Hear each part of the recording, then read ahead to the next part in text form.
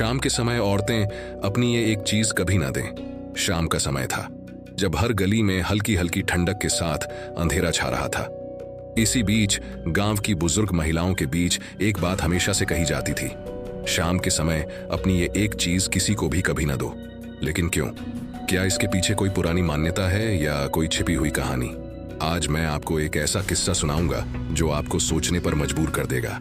इस कहानी के आखिर में आप भी जान जाएंगे कि क्यों ऐसा कहा जाता है। इसीलिए वीडियो को आखिर तक जरूर देखिए और हमें कमेंट में बताइए कि क्या आप इस पर यकीन करते हैं या नहीं। ये कहानी है सुमन की, जो एक छोटे से गांव में रहती थी।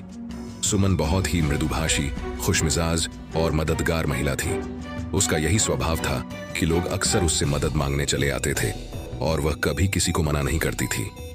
एक शाम सुमन अपनी रसोई में काम कर रही थी कि अचानक दरवाजे पर दस्तक हुई। बाहर एक महिला खड़ी थी जो काफी थकी हुई और परेशान लग रही थी। उसने सुमन से कहा, बहन, मैं रास्ता भटक गई हूँ, घर नहीं पहुंच पा रही हूँ।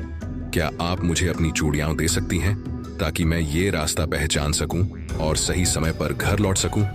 सुमन को यह बात अजीब तो लगी, लेकिन उसने सोचा कि महिला जरूरतमंद है और वह उसकी मदद कर सकती है। मगर तभी उसकी दादी की कही बात उसके मन में गूंज उठी। शाम के समय अपनी चीज किसी को नहीं देनी चाहिए। उसने खुद को समझाया कि ये तो बस एक मान्यता है और इसमें शायद कुछ नहीं होगा। उसने अपनी चूड़ियां उस महिला को दे दी। रात बीत गई और अगले दिन जब सुमन उठी तो उसने अपने हाथों पर घाव के निशान देखे। उसे याद आया कि पिछली रात उसने किसी अनजानी महिला को अपनी चूड़ियां दी थीं।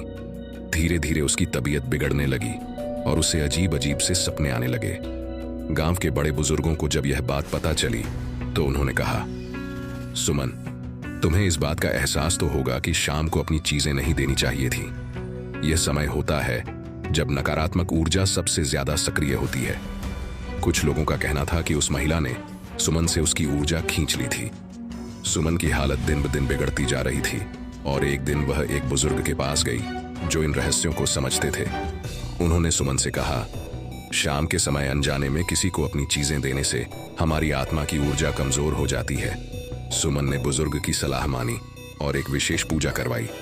धीरे धीरे उसकी तबीयत में सुधार आया, लेकिन इस घटना ने उसकी जिंदगी पर एक गहरी छाप छोड़ दी। उसने ठान लिया कि अब वह कभी शाम के समय अपनी कोई भी चीज किसी को नहीं देगी। तो दोस्तों, ये थी सुमन की कहानी। अब आप खुद सोचिए, क्या ये एक अंधविश्वास है या फिर इसमें कोई छिपी सच्चाई है? क्या आप मानते हैं कि शाम के समय अपनी चीजें किसी को नहीं देनी चाहिए? हमें नीचे कमेंट में बताएं कि क्या आप भी कभी ऐसे किसी अनुभव से गुजरे हैं। और अगर ये कहानी आपको सोच